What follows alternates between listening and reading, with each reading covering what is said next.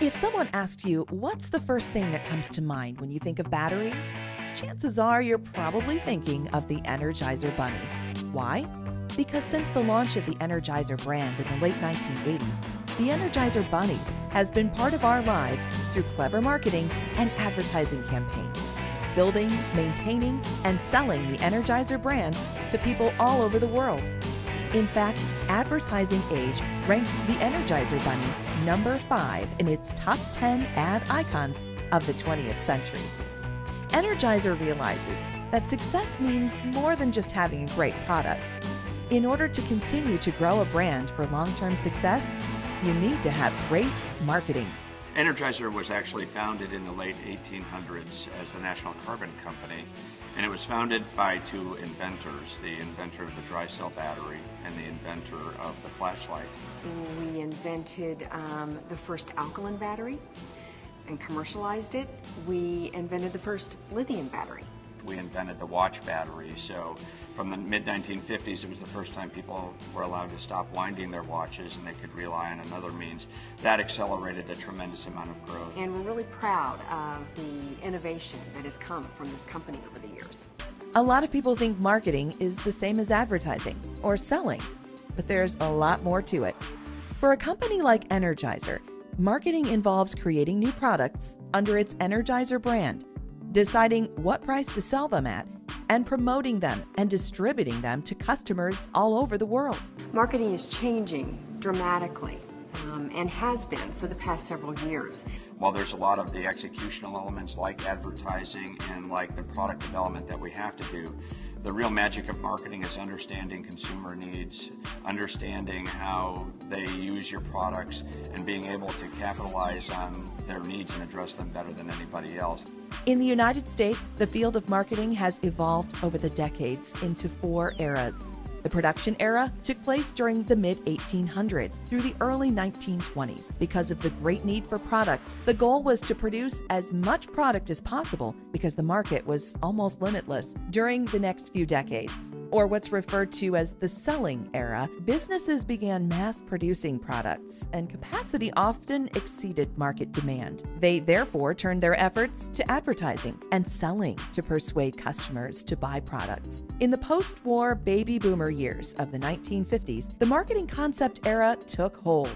It had 3 parts: a customer orientation, which involved finding out what consumers want and providing it for them; a service orientation, to ensure everyone in the company was dedicated to customer service; and a profit orientation, which focused on producing only products that would earn the most profits. In the early 1990s and through today, marketing evolved into the customer relationship era, which focused on learning as much as possible about the customer and doing everything possible to satisfy or exceed their expectations. Today, the use of the internet and social networks to gather information from customers has become an important part of this mix. Over the last few years, we've really diversified our marketing plan across a variety of mediums. Marketing all the way up and through the late 90s up to about 2000 was heavily focused on TV advertising, broad reach media, and building the brand. Now we have online efforts, we have in-store efforts. You know, in the 90s, it would have been 90 to 95% television advertising. If you look at it today, it's less than 50% television, so we still use a lot of it, but the digital channels, social media, mobile marketing have taken on tremendous importance in the way we talk to consumers about the brand. Today, marketing is all about pleasing customers. Almost every marketer knows about the 4 P's of marketing: product, price, place, and promotion. The 4 P's are referred to as the marketing mix because every marketing program is a blend of these 4 factors. Marketing today is much more, I believe, about helping the buyer buy. Technology has been an enabler and has really shifted the balance of power back to the end consumer. Consumers now have a lot more control over messages they choose to hear. And that's a little bit different from a few years ago when retail was the primary way that consumers purchase products. Now they can do it in multitudes of ways. And they can quickly find out which brands and products best meet their needs and which ones best align with their ambitions and feel like something that they want to form a relationship with. It's important for Energizer to build relationships with consumers. It's not just about selling products, but it's about initiating a conversation with them. And through the use of the Energizer Bunny, that's how we've done that. We've built a relationship that scopes well beyond the product set that carry the brand name. And that relationship we've formed is really the basis of what makes us different from our core competitors. So it's well beyond the products, it's really the brand relationship that makes Energizer unique and different. The marketing process includes such activities as finding new opportunities, conducting market research, identifying target markets, designing a product to meet the needs you discovered during market research, conducting product testing, developing brand names and packaging, setting price, selecting a distribution system, developing a promotional program, and building relationships with customers. All of our brand managers have to focus on the 4 Ps. First and foremost, having the product that meets consumers' needs. They've got to think about how it's priced in the market. I mean, the pricing's critical to whether it's going to be successful and whether it's going to be of value to consumers or not. We do many pricing sensitivity studies to understand the different dynamics associated with our product portfolio and how raising one price and identifying the appropriate price gap can really impact our business in a positive way. Distribution channels are of critical importance to us in how we deliver it to consumers, and our category, like many, is highly promoted, and that's a way you talk to consumers about the brand in a different way and form relationships. So our brand plans, our brand managers are rooted, what we do is rooted in the 4 Ps and how we look at our products and our business.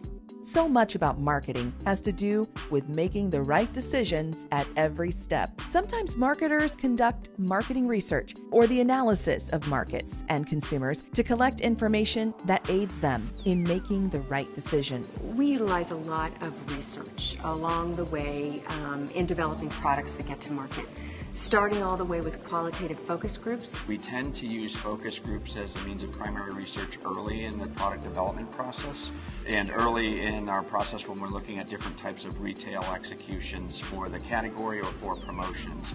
From a secondary research standpoint, we rely tremendously on syndicated data and a lot of research that we do internally, consumer usage in the house and where they bought products and how they bought them, how often they buy them, how much they buy at a time, and all of that comes through our secondary data sources. Making the right decisions isn't as easy as it sounds. In addition to the 4 Ps, there are a lot of other environmental factors that play a part in the overall marketing environment. Global, technological, socio-cultural, competitive, and economic factors also play a role in the success of a new product. We constantly look at the external environment and we focus on those factors that are going to have a big influence on our industry, our business, our brand. Technology is huge for us. Nobody buys batteries just to have batteries. They buy them to use in an electronic device, something that's important to them.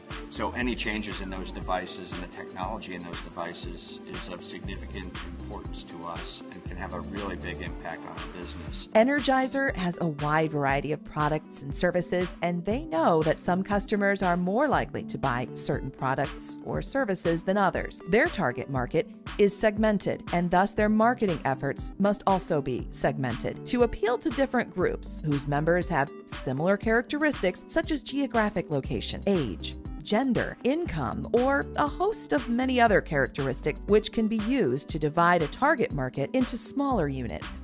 We've done a lot of work on consumer segmentation. The reality of it is everybody buys batteries. It's a broad demographic. They buy it all over the world, so it's a broad geographic segmentation. What we focus on is the attitudes. So it's really attitudinal segmentation that is important to us. When we look at battery usage, consumers' attitudes toward whether they believe a device is high-tech defines a segment. So they're willing to spend more for the batteries because they believe they perform differently in the different device applications. They're more concerned about making sure that they have the right power source for the right application. So that's their attitude toward that device that really drives their behavior. And that's what we focus on for the Energizer brand. These days, it's not enough to just have great products. Marketers use relationship marketing to not only keep customers satisfied, but to keep them coming back. Like other successful companies who incorporate the internet into their marketing activities, Energizer uses social media outlets such as Facebook and Twitter as one way to build and enhance its relationship with customers. In terms of where we fall on the spectrum of relationship marketing versus mass marketing, I would say we span the spectrum. We're becoming a lot more targeted in the new products and making sure that we're developing the one-on-one relationships and reaching people digitally, through social media, through mobile, and in the places that's important to them. So we've learned that there's a lot more to marketing than you may have initially thought. We also have learned that even a product as universally respected as the Energizer battery requires a great deal of planning, thought, and promotional savvy to succeed. Because the company does such a great job of this, customers look to Energizer batteries and portable power solution products to help them keep going. What allows us to be successful is the strength of our brand and how consumers receive our brand, how they trust it, and the relationship that they've built with it over time.